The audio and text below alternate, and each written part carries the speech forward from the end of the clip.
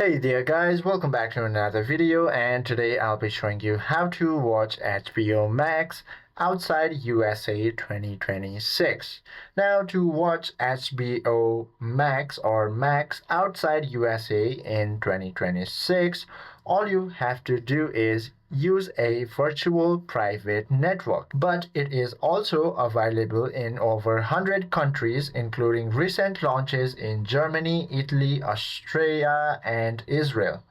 But if your country is has but if your region has not made it available, but if HBO has not made it available in your region, what you can do is go ahead and open your Play Store or your App Store.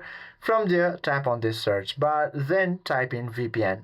Ensure to subscribe to a VPN or install a VPN which has American IP address or server.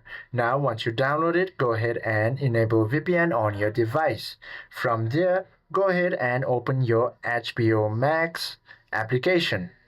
Now, once you open your HBO Max application, you should be able to enjoy all these shows from USA on HBO Max, even if you are outside of the USA. I hope this video helps you out a lot. If you have any questions or queries, please do comment down below.